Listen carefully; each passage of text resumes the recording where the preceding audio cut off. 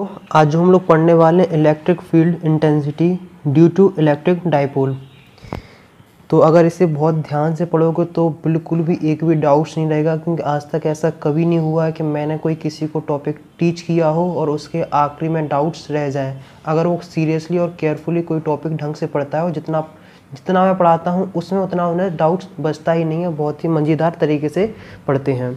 तो पिछली वीडियो में हमने सिर्फ सिंपली से इतना बताया था आखिर का इलेक्ट्रिक डाइपोल क्या होता है, इलेक्ट्रिक डाइपोल मूवमेंट क्या होता है।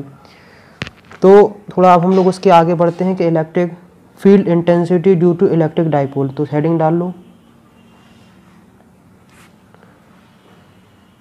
क्योंकि अगर केयरफुली पढ़ोगे तो इतने मज़ेदार तरीके से बताऊंगा ना कि तुम लोग खुद देख के कहोगे कि हाँ सर कुछ पढ़ा है, बिल्कुल डाउट्स बचे नहीं। तुम लोग खुद कहोगे कि सर अब तो ये डेरिवेशन हम खुद कर लेंगे, पलक झपकते हो जाएगा इलेक्ट्रिक डाइपोल।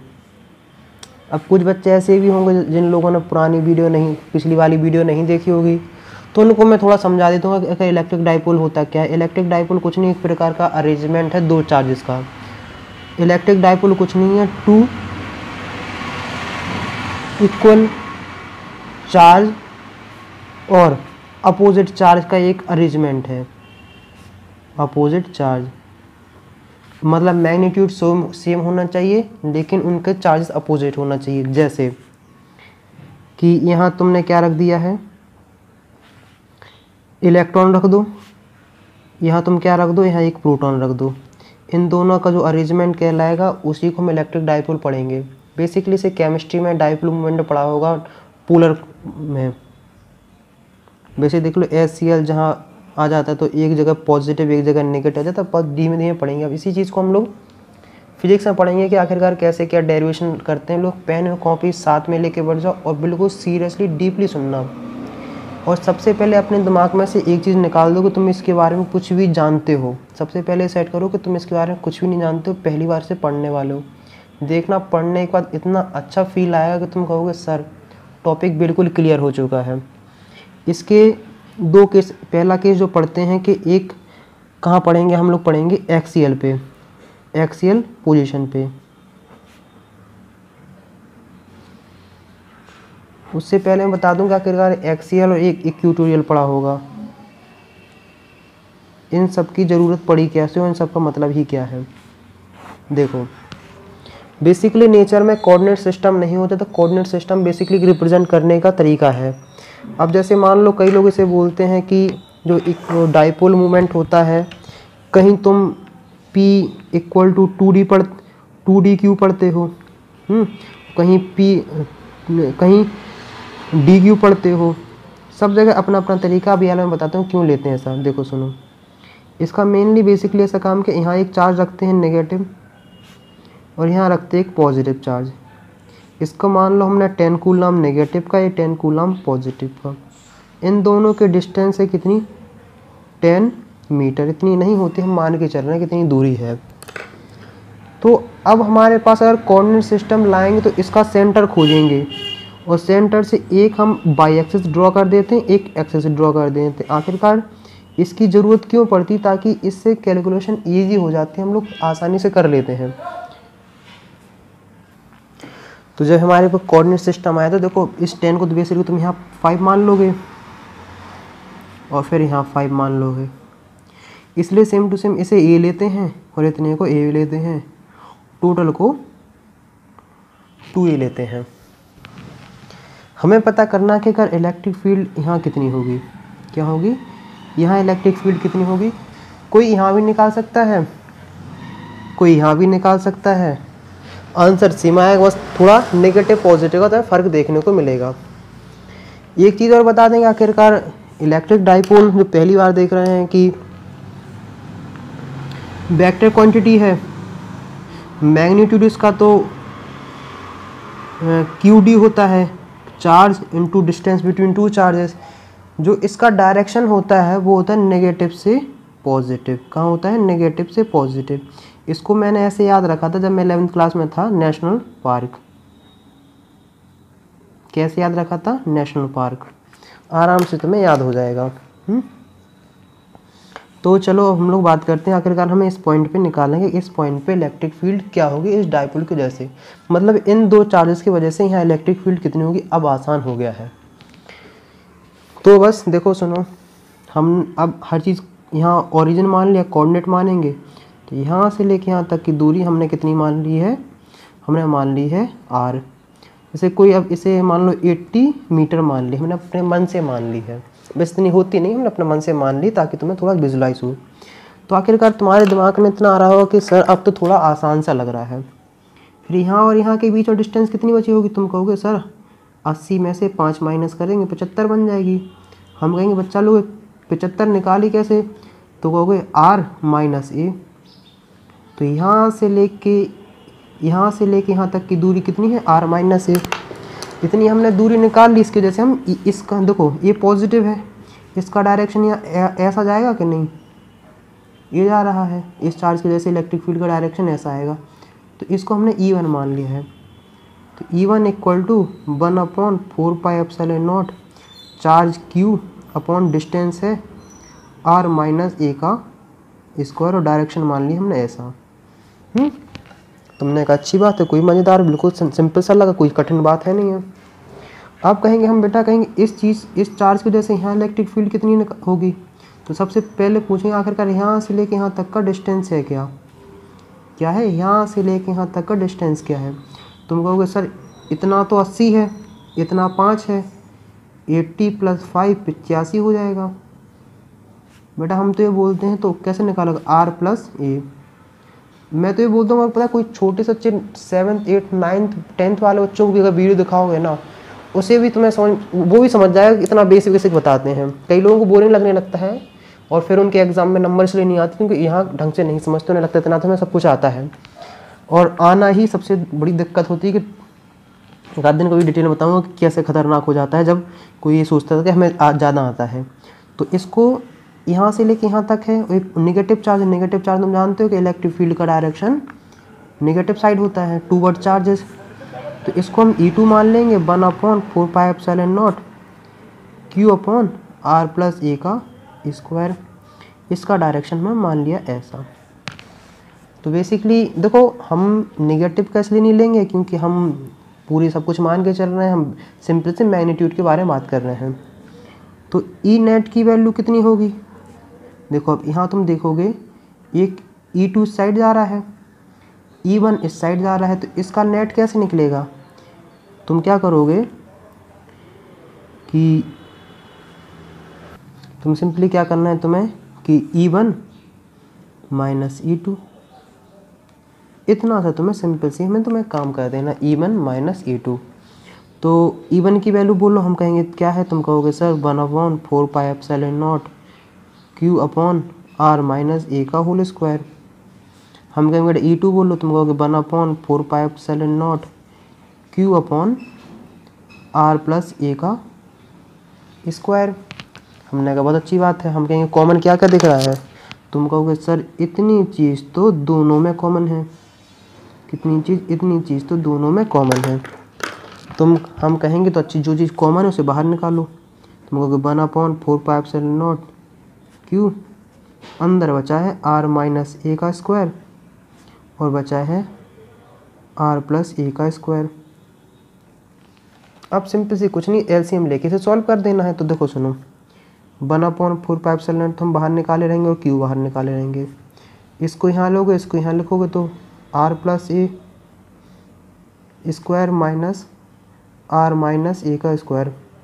तो मैं ऊपर तो दिक्कत नहीं आएगी, लेकिन यहाँ जो दिक्कत है यहाँ से समझ में आता है कि सर आखिरकार इसने क्या चमत्कारी काम कर दिया है कि जिसके बाद हमें समझ में नहीं आया। अगर देखो मज़ा आ रहा है तो लाइक ठोक दो, अगर और ज़्यादा मज़ा आ रहा है तो फिर शेयर कर दो।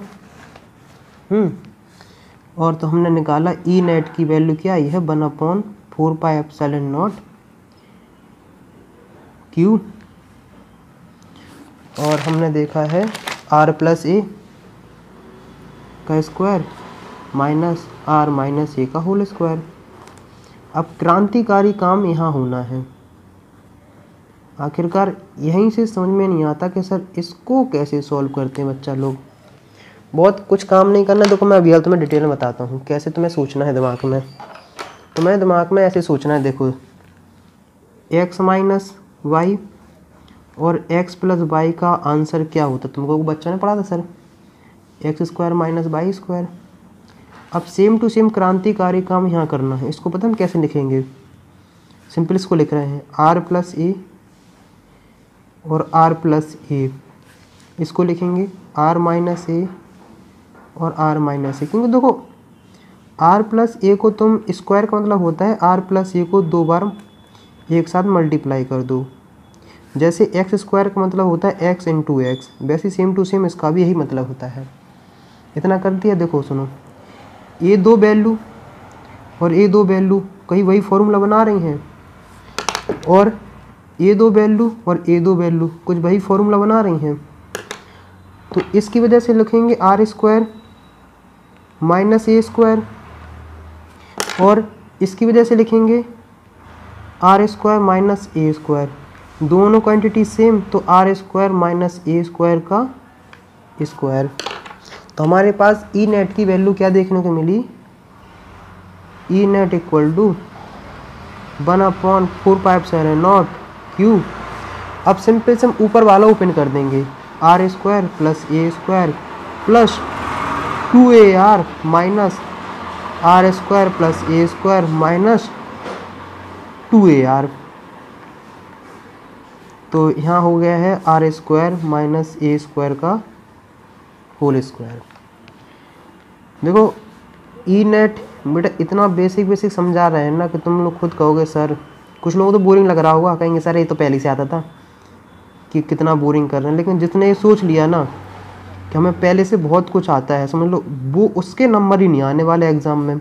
वही पूछेगा भाई स्टार्टिंग बता दे, बाकी सब तो मुझे आता है।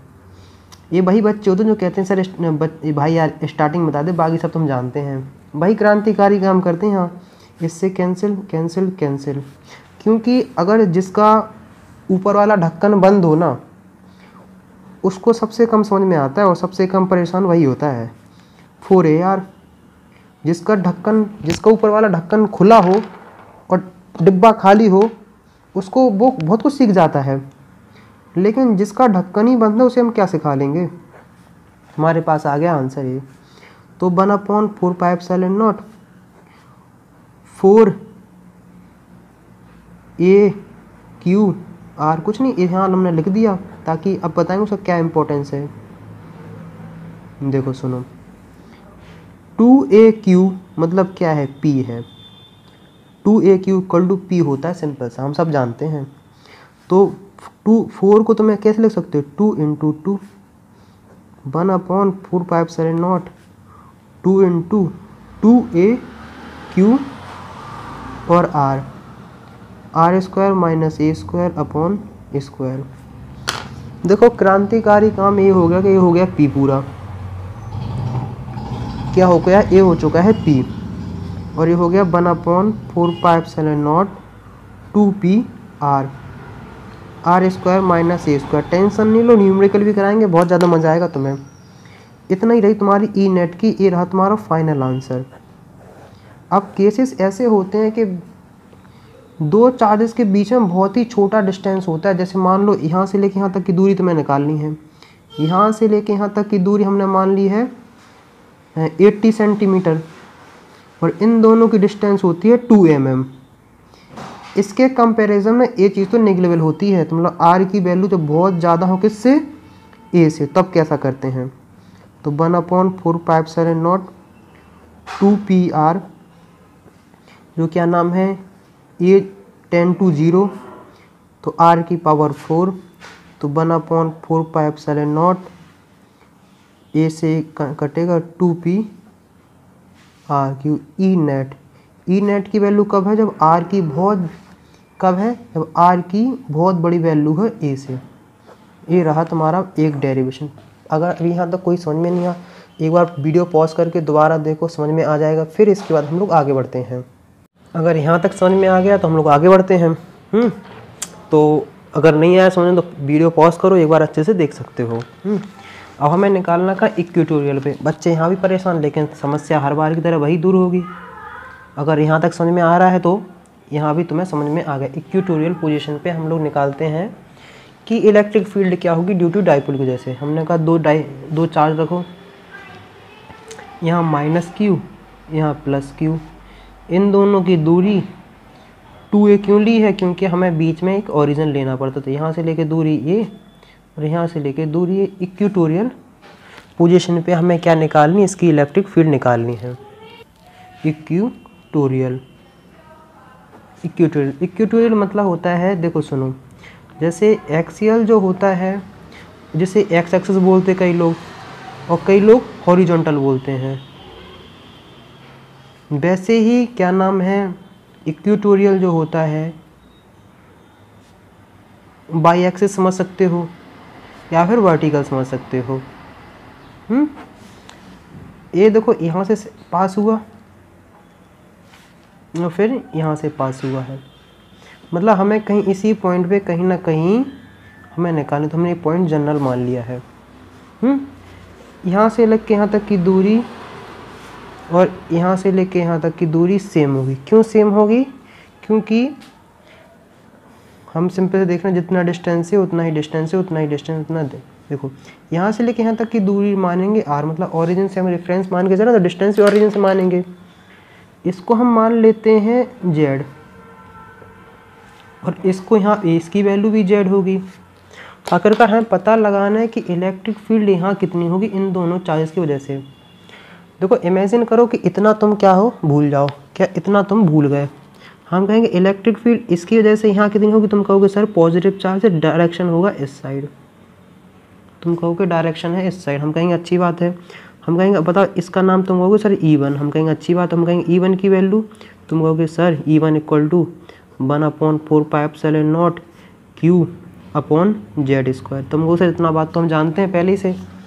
हम कहेंगे बेटा अगर अब आ जाओ इस चार्ज पे, किस पे आ जाओ इस चार्ज पे, हम कहेंगे कौन सा चार्ज है नेगेटिव, हम कहेंगे इलेक्ट्रिक फील्ड का डायरेक्शन, तुम कहोगे सर टूवर्ड चार्जेस, तो हम कहेंगे ए रही वैल्यू। अगर हम पूछेंगे वैल्यू बेटा इसकी वैल्यू कितनी होगी, तो हम कहेंगे इसका नाम रख दो E2, तुम E2 = 1/4πε0 Q/z²। हम कहेंगे अच्छी बात है। तो बेसिकली तुम्हारे पास इतनी दो आ गई हैं। अब इन्हीं दो के बारे में हमें पूरी मतलब ई नेट की वैल्यू क्या होगी, = E1 + E2। अब वेक्टर में दिक्कत यहाँ आती है कि जहाँ भी इलेक्ट्रिक फील्ड एक वेक्टर है, दिक्कत यहीं से स्टार्ट। देखो वेक्टर की खासियत है कि वेक्टर को तुम रिजॉल्व कर सकते हो। रिजॉल्व इसलिए करते हैं ताकि हम लोग कैलकुलेशन आसान बना सकें। तो हमने रिजॉल्व करना स्टार्ट किया, तो यहाँ हमने फिर एक्स एक्सिस बना दी, यहाँ हमने वाई एक्सिस बना दी है। तो हमें एक ए देखो ए वाला एंगल हमने थीटा माना है, ए वाला थीटा तो ए वाला भी थीटा, मतलब आइसोस्केलेस ट्रायंगल है, आइसोस्केलेस ट्रायंगल है। आइसोस्केलेस ट्रायंगल अगर दो साइड सेम हो तो उनका एंगल भी सेम पाया जाता है। ए वाला थीटा तो ए वाला भी थीटा। अब कोई कहेगा सर ए वाला थीटा कैसे, तो हम कहेंगे देखो सुनो, मतलब अल्टरनेट इंटीरियर एंगल, मतलब ऐसा बनता है ना कि जब पढ़े थे बचपन में कि ए वाला एंगल बराबर होता है। एक और चीज़ जान गए हो, और एक बता दें, अब जितना एंगल है उतना ही एंगल ही है। तुम कहोगे सर ए वाला कैसे, हम कहेंगे देखो बेटा एक बचपन में एक चीज़ और पढ़े थे कि थीटा अल्फ़ा इस एंगल के बराबर होता है थीटा + अल्फ़ा। हम कहेंगे बेटा ए थीटा तो ये पूरा 2 थीटा होगा, 2 थीटा में से एक चला के तो ए सिर्फ थीटा बचा है, सिर्फ हमारे पास कितना है, एक थीटा बचा है। तो हम कहेंगे अच्छी बात है। E1 को तुम रिजॉल्व करोगे तो यहाँ जाएगा, देखो जिससे थीटा चिपक के जाता है वहाँ जाता है क्या, देखो यहाँ बनाते हैं ताकि तुम आसानी से सॉल्व कर सको।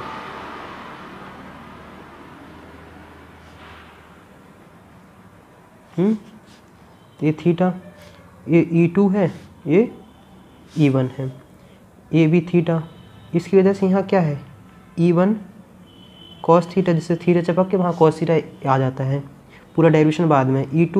E1 = sin theta. हम कहेंगे अब इसकी वजह से निकालो, तुम कहोगे सर इसकी वजह से E2 cos थीटा और यहाँ डाउन हो जाएगा E2 sin थीटा। हम कहेंगे अच्छी बात है। एक बात अगर तुम्हें दिख रही होगी कि देखो E2 का मैग्नीट्यूड और E1 का मैग्नीट्यूड सेम है, तुम E1 इक्वल टू E2 लिख सकते हो कि नहीं आसानी से? हम कहेंगे सही है, तो इसे लिख सकते हो E1 साइन थीटा।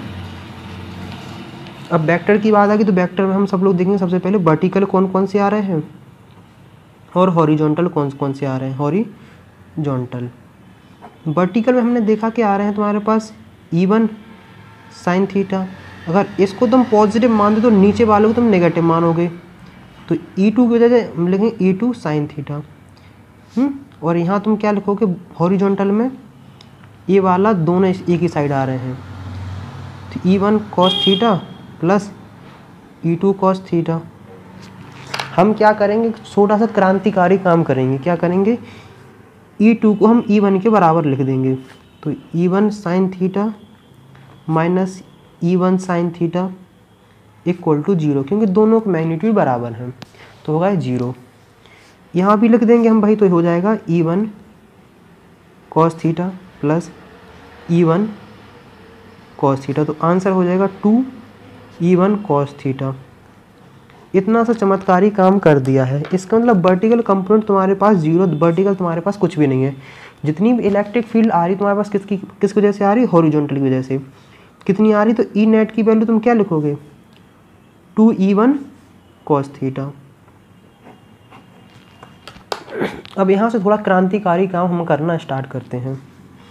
ट्रायंगल बनाते हैं वाला, दोबारा आधा सा बना रहे हैं। देखो ये जेड है, ए है, ए आर है। हमें ए एंड आर में रिलेशन चाहिए है। किस में चाहिए? ए एंड आर में रिलेशन चाहिए है। उसी चीज़ हम लोग रिलेशन निकालने की पूरी कोशिश करेंगे। ये वाला थीटा है, तो हम क्या करेंगे? पढ़ बेटा पढ़, हार्ड बुक।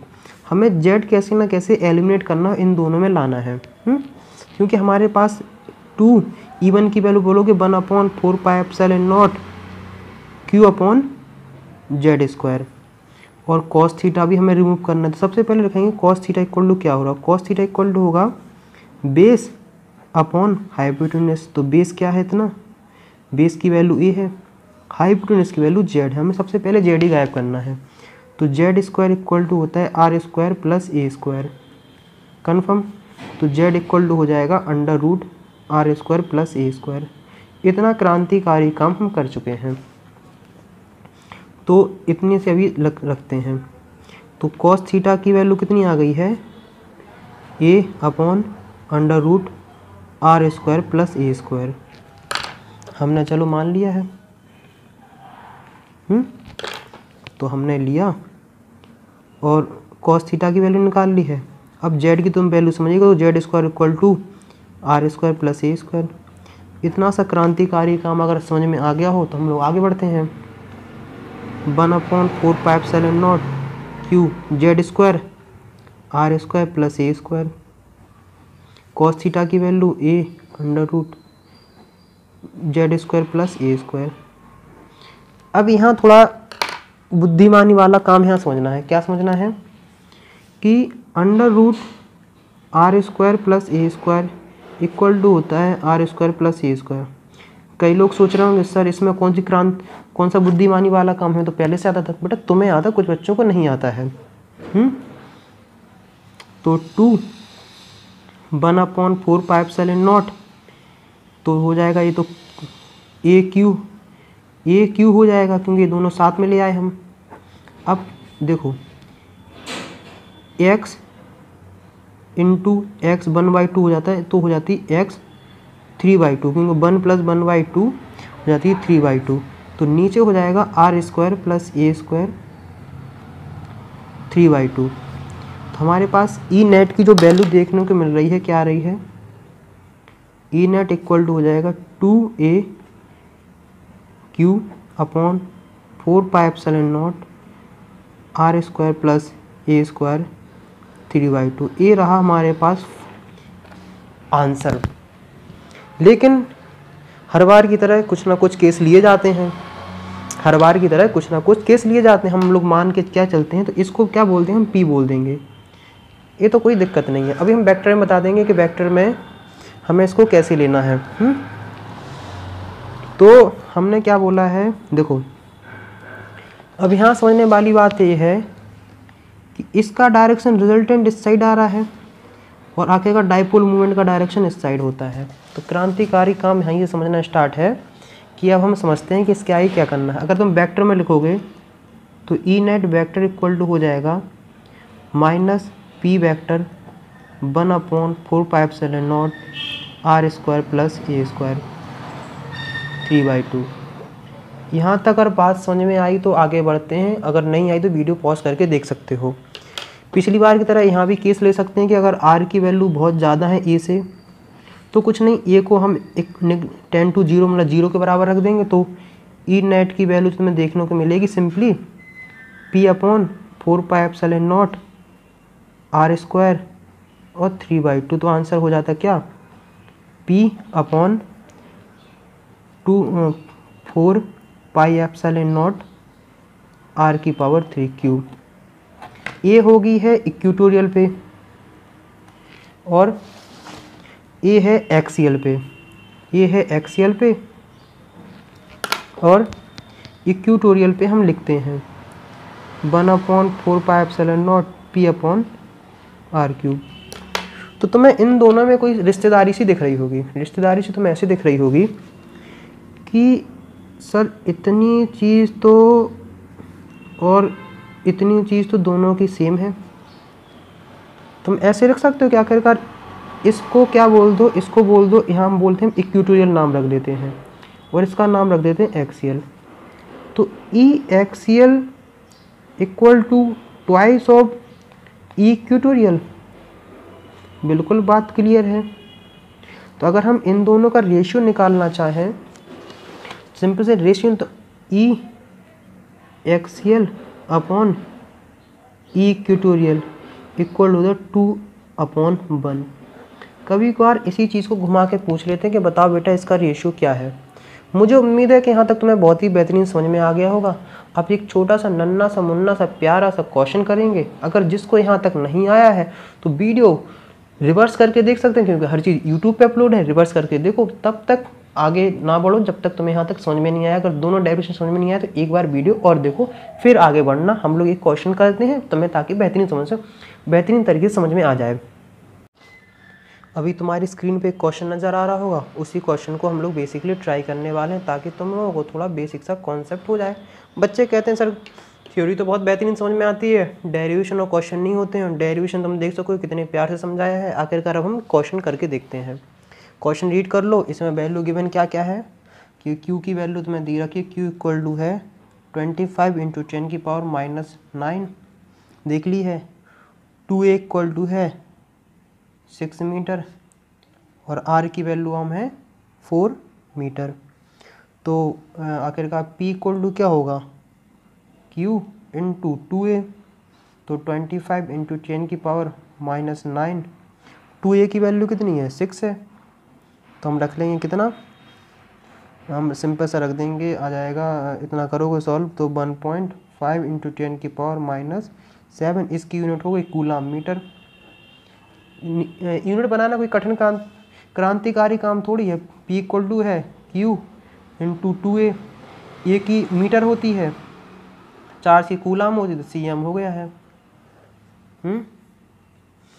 तो हमने चल इतना लिख लिया है। तो अगर आप निकालना है कि ई एक्सियल, जब तक ये ना बोला जाए कि r is greater than equal to बहुत ज़्यादा है ए से, तब तक हमें ई एक्सियल का फॉर्मूला लिखना है 1/4πε0 2pr/r² - a²।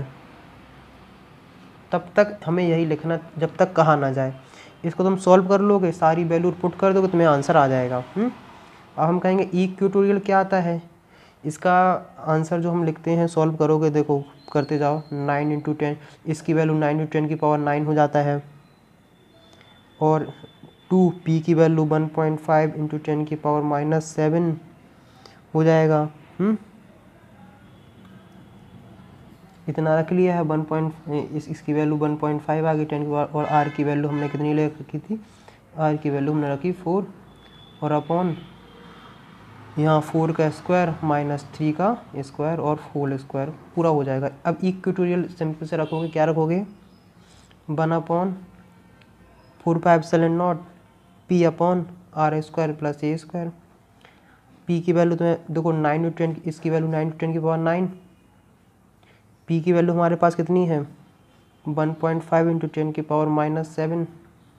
और यहाँ सिंपल से वही रखोगे, यहाँ 3/2 होता है 4 स्क्वायर प्लस 3 का स्क्वायर और 3/2। सॉल्व करके जो आंसर आ जाए वही तुम्हारा सही है। कोई क्रांतिकारी काम थोड़ी था जितना टेंशन तुम्हें लेनी है, बस सॉल्व हो गया। अगर यहाँ तक मज़ा आया हो अपने फ्रेंड सर्कल में बढ़िया से बेहतरीन शेयर करो ताकि हमें भी मज़ा आए। अगर तुम्हें इतना खुशी तो हमें भी खुशी आनी चाहिए, हम भी ज़्यादा बच्चों का सपोर्ट कर पाएँ। तो नेक्स्ट वीडियो में मिलेंगे, तब तक के लिए शेयर करते रहो और पढ़ाई करते रहो।